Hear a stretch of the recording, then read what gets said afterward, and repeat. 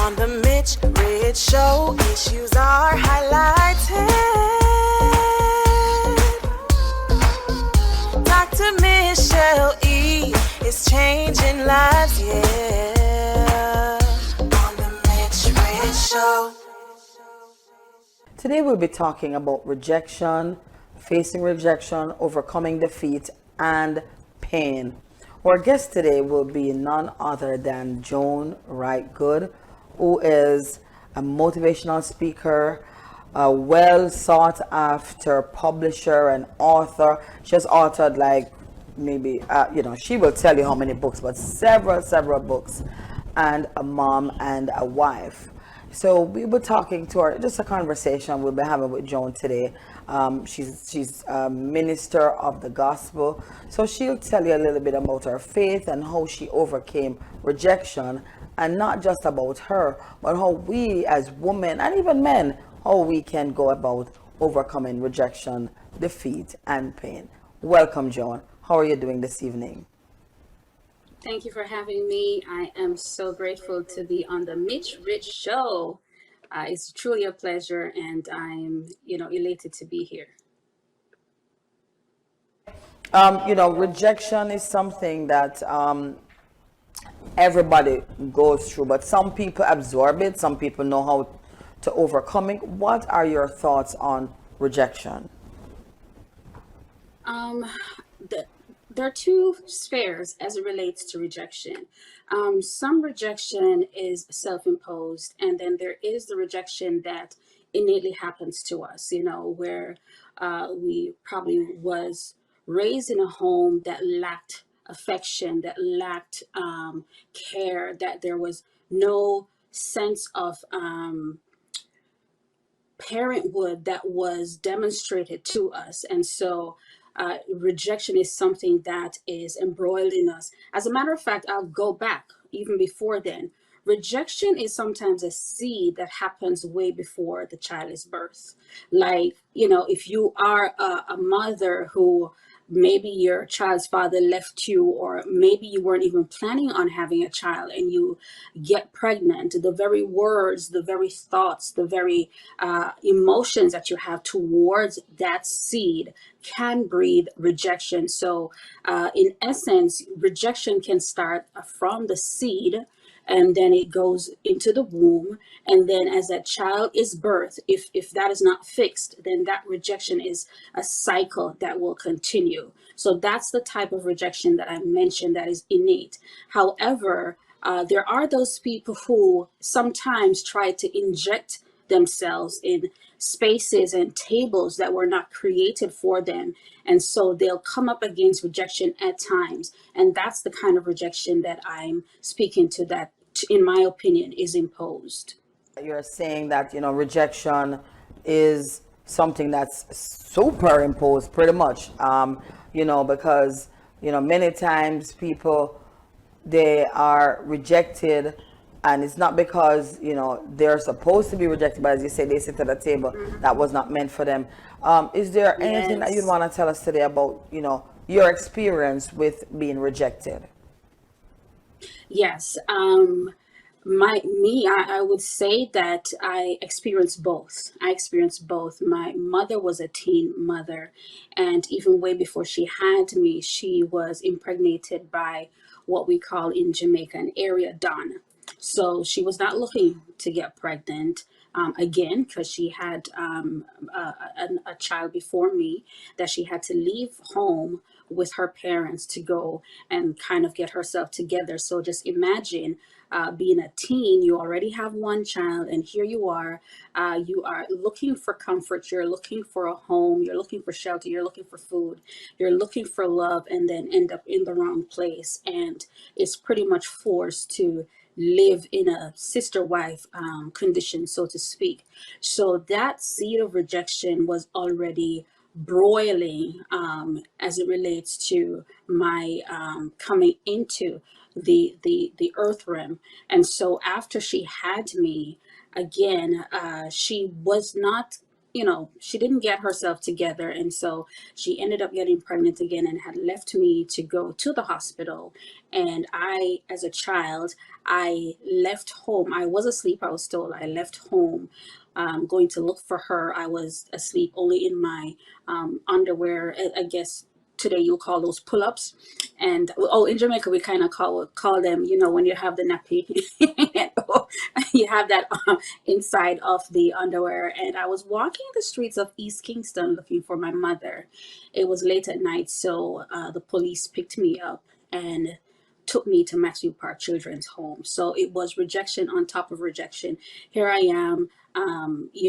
My father was not in the picture. My mother was not. It's not that she had rejected me. She just did not have the resources and the wherewithal. And now I'm taken from that and put in a situation where it was totally foreign to me with other children who were rejected by their parents.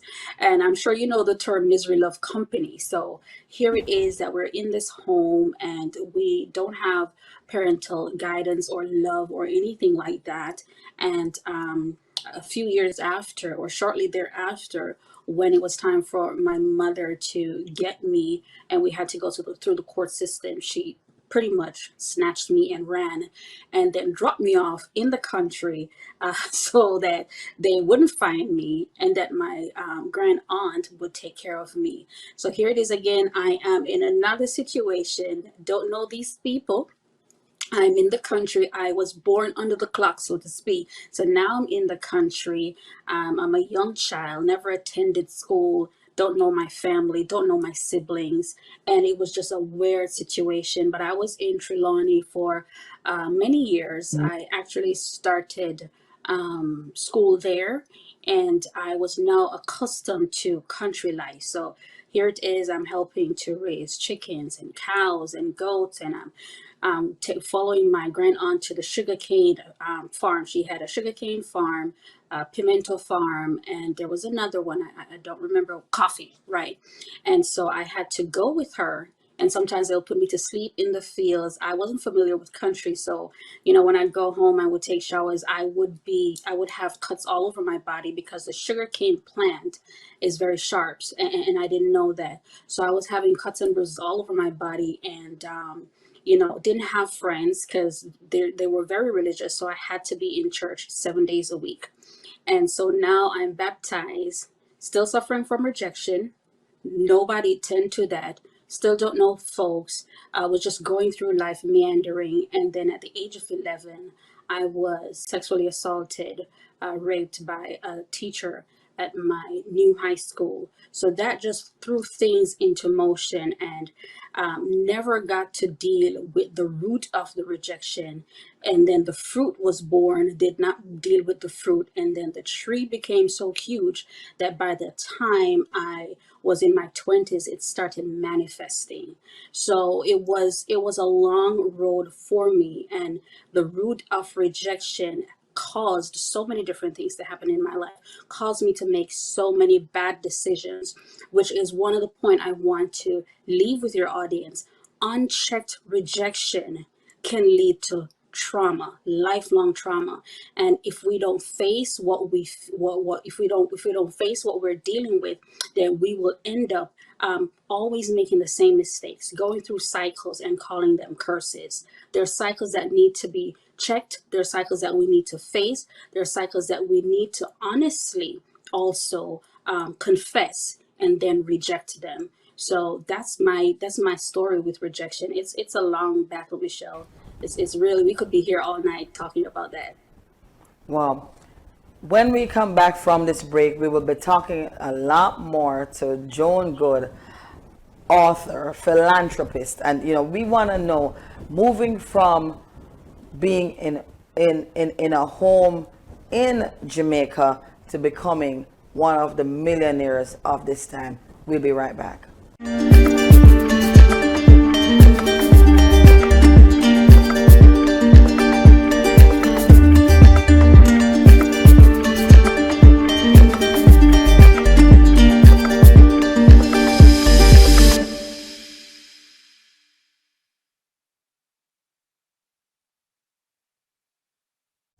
On the Rich Show. Well, we're right back talking to none other than Dr. Joan Wright Good. If it wasn't enough that she's an author, a well sought after motivational speaker, but you heard her before we took the break talking about how rejection took a hold of her life, and if that was not enough, then molestation. And yes, in 2020, she was honored to receive her doctorate. She wrote for it. Okay, it's not an honorary doctorate. So Dr. Joan Wright Good is back with us. So Joan, tell us, so many of the young girls are going through that bout of rejection. What really happened in your 20s that allowed you to overcome the rejection? Because one thing you said that really stood out to my mind is the unchecked rejection. Yes. Unchecked. Yes. And so I really want you to just tell us a little bit more about what happened in your 20s when you recognized what was happening. Okay, so to be honest with you, I recognized it in my 20s, but I wasn't healed until I got into my 30s. As I mentioned, it's a journey. So it was in my 20s that I recognized that my issue was rejection. All this time I was calling it personality traits. This is who I am. I was born this way, take it or leave it. And so a lot of the things that we actually call character traits and personality traits are things from our childhood that have not been checked. Sometimes when someone's, say I'm strong-headed, sometimes you're not strong-headed, you're stubborn, or you're dealing with issues that you refuse to face. So I remember, I think I was around 26 thereabout. I was working at the University of the West Indies, and anybody who knows me now, who knew me then, and let me stick a pin here. This is why it's very important not to judge people where they are. You have to find out their story, because I can tell you right now that I know that there's some people who still don't like me because they knew the Joan in her 20s, and there are others who might have met me when I was 33, and whatever I was dealing with at that time, that's who they met. So they have not met the matured, healed Joan. And so this is why, we can't judge people, and we can't try to change other people's opinion of someone because they're dealing with the person who they've met in the chapter of their life that they're going through. And so I was in my 20s at the time. I was not a nice person. I was sharp. I was quick with the tongue. I was ready to cut you. I fought, I stabbed. I wasn't nice. I was very angry, and I didn't know where this anger was coming from because I didn't really stop to do an evaluation to, see where my roots were coming from, who I was. I didn't know who I was. So I was just going through life and just dealing the hand that I was dealt. So I was at work one day, and this lady came in, and the lady was, I don't know, I can't remember the conversation, but I was snapping at her. And remember, I'm on the job. So I'm snapping at her, and she stopped and she said, "What is wrong with you?" And I started rolling my neck and rolling my finger, like, "What do you mean, what's wrong with me? What's wrong with you?" And I was going back and forth with this lady who could, at the time, be my mother almost 2 times. And she said, "Do you mind if I speak with you in the back?" Normally I wouldn't, because I was that kind of a feisty person. And I said, "Okay, whatever." And so she took me in the back and she started ministering to me. She started to ask me some questions that I realized I could not answer. Like, who are you? What is your trigger? What has upset you? Because to me, on that day, I mean, nothing upset me. I would just move based on how I woke up. You know the song, "I woke up like this." So if I woke up angry, that's what you're going to get for the entire day. And so I couldn't answer the questions. And she said to me, "You need an encounter with the Lord Jesus Christ." And it was then I was telling her about my childhood, and I was telling her that I was baptized and that I was saved and I had the Holy Ghost, and I just don't know what happened. And she said, "You know what? The Lord is married to the backslider. Would you like to give your life back to Christ?" And right there in the back room at the University of the West Indies, the Doc Center, she prayed with me, and I often tell this part of the story because I think it's very potent to us as ministers or as Christians on the whole. When she was done, she never said to me, come to my church on Sunday. She said to me, find a church, a Bible believing church, and present yourself there on Sunday. If you learn anything or if the Holy Spirit revealed anything to you, let me know. And so at the time I was close to Church on the Rock in Jamaica, and I went to Church on the Rock that Sunday. And I can clearly remember when I walked into that building, it was like the Holy Spirit met me at the door.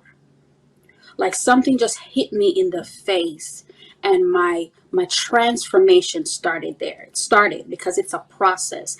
And I think some of the times we don't get healing because we don't understand that it's a process. You may feel good today, you may feel like everything is fine, but there is still a root that needs to be uprooted.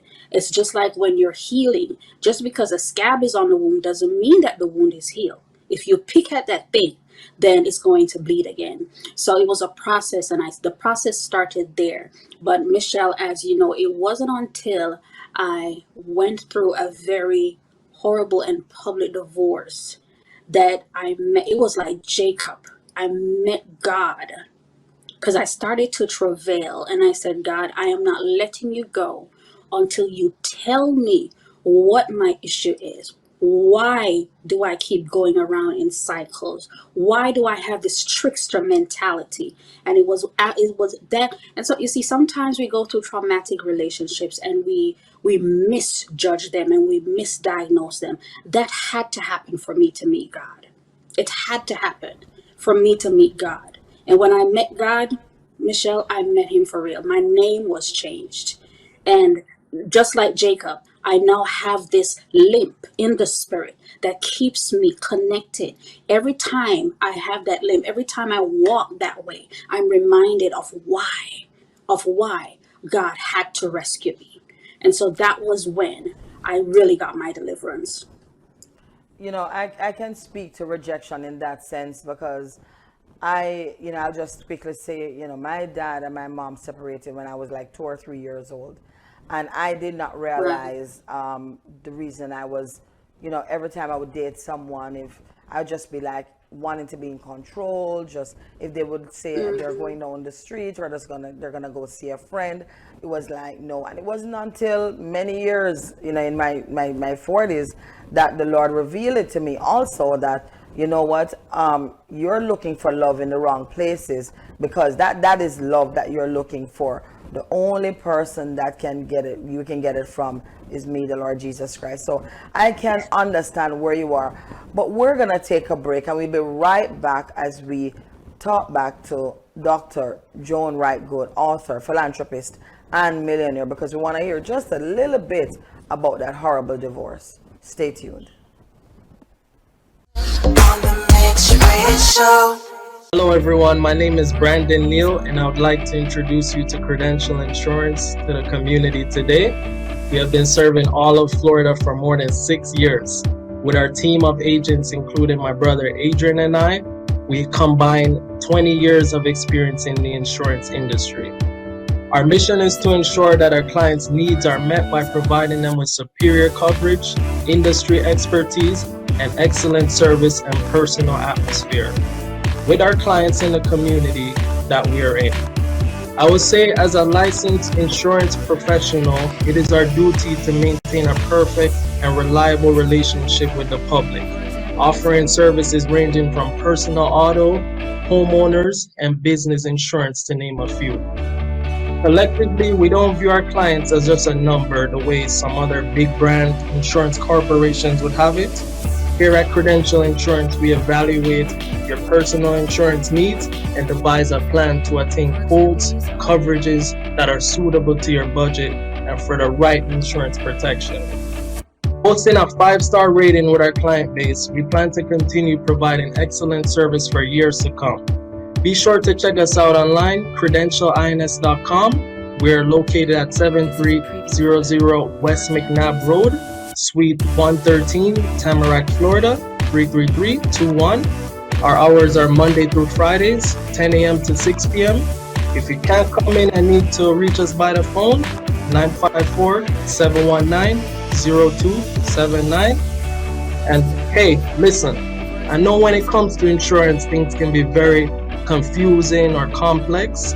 That's why our main goal is to educate our clients about their coverages as well as the insurance process as a whole. Trust me, you wouldn't want to be a homeowner or a business owner lacking the protection when an incident or disaster occurs, as the liability and the replacement of your loss will fall solely in your hands. Stay safe, not sorry, and stay ready so you never have to get ready. Thank you. On the Mich Rich Show.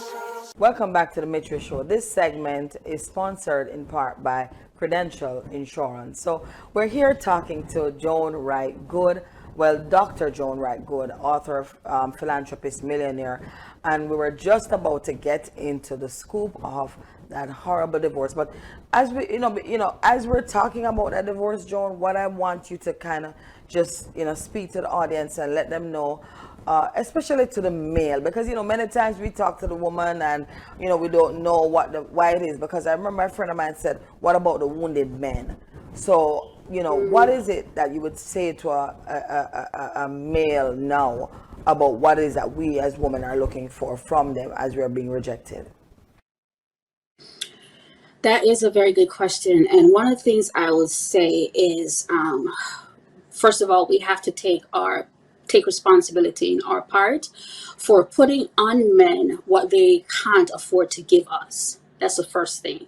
And so what we don't understand is that there's an equal number of broken men like there are women. And so in my case, I connected myself with someone who was broken. So we were both looking for things that we could not give each other. And so that's one of the things that I would say is that both parties need to be honest. I think it's quite easy for women to be honest, but it's hard for a man to be honest because we live in a society that tell men that if they express themselves, then they're sissies. If they talk, then a man don't talk. A man has to be tough. A man has to be hard, and that's one of the problems in terms of relationships. Another thing that men look for from women is celebration. If you look at the fact that most of the times boys are really closer to their moms than they are their fathers, and women are nurturers. When a boy wins his first game, his mom claps and celebrate him. Every time he does something, she claps and celebrate. If he stumbles, she blows on that thing and she nurtures it. And so men are always looking for nurturers. And so sometimes when a woman is broken or has dealt with rejection, she is not in the space to nurture. She is also looking for a nurturer. And so I would say to our men, honesty and authenticity is the best thing in every relationship. If you know you cannot, you don't have the capability, you may have the ability, but you just don't have the capacity to give to her what she's looking for, get help. It's okay to seek therapy. I think we have to get away from this thing where Black people don't do therapy, or men on a whole don't do therapy. It's okay to talk to someone because, as I mentioned earlier in the start, we can't fix what we don't face, and until we face it, then there won't be any fixing. We will always be going around in cycles, and that's what I have to say. Deal with the rejection, and both people then have to come together and deal with their rejection together. So you deal with it individually, and then you deal with it together. That's the only way we can fight this demon called rejection. Demon, because I know that I made some terrible mistakes. So the horrible divorce before we close. Yes. As I mentioned, it was good for me to be afflicted. But I'll say this, Michelle. After a while, some things are not changed, they're choices. You made the decision to marry that person after seeing the million red flags. You know, you made the decision to walk down the aisle even on the day when you knew that you weren't supposed to. And so that was the case with my situation, where there were so many red flags. I was already being abused before I went. As a matter of fact, just a few days before I got married, I was beaten almost to a pulp, and you know, his friends would defend him because he was in the music industry, and that could not get out. Plus he was a Christian, so that could not get out. So I knew that I was doing something that I shouldn't do, you know. His one of his ex had shown up at an event and tried to fight me because she said they were still sleeping together. So there were so many red flags that I avoided. Why? Because when someone is rejected, they try to hold on to the only thing that looks like hope. Just like you mentioned, Michelle, because your father and your mom separated, anything that looks like it's going to separate you or leave you, you don't want that to happen. So you hold on to it for their life. And so when that divorce happened, it almost made history, because people in the church weren't divorcing publicly like that. I mean, their business was not in the tabloids, and it's nothing that I gloat over. But as I told you, it had to happen because I had to see myself. I had to see my flaws. I had to take responsibility for going against God's will, and that's the only way I could not only forgive him, as you know, because we're friends now, but that was the only way I could forgive myself. Because some of the times we forgive others, but we cannot get to the place where we forgive ourselves for making the decisions that we've made. And we have to forgive ourselves. If you don't forgive yourselves, then, you know, forgiving the person is almost useless, because you're still saying to God, you're not worthy enough. Your blood is not good enough to cover this mistake that I've made. So that it happened, and it had to happen. And I think now people can see that one time people were enemies, but they can be friends, you know. And I really thank God for it. As I said, I think we've both grown from it. He has grown, I've grown, and I certainly don't make the decisions and the mistakes that I used to make. I can say that because Consequences what are came not to good. kill me, Michelle, made me stronger. It made me Yes, and you stronger. know, and I can talk to that too, because my separation from my husband was tough. And doesn't it feel good? Because we're now good friends. You know, but it feels good to know that I can see him and my heart is not boom, boom, boom. You know, we're just speaking some women Oh, today. You know, it's a good feeling when you Michelle. can be friends with someone that really hurts you, and you know that you know that you know that you have forgiven them, even through the rejection. So I've been rejected through marriage as well, so I can speak to what you're talking about. I understand. So thank you so much, Dr. Joan Wright.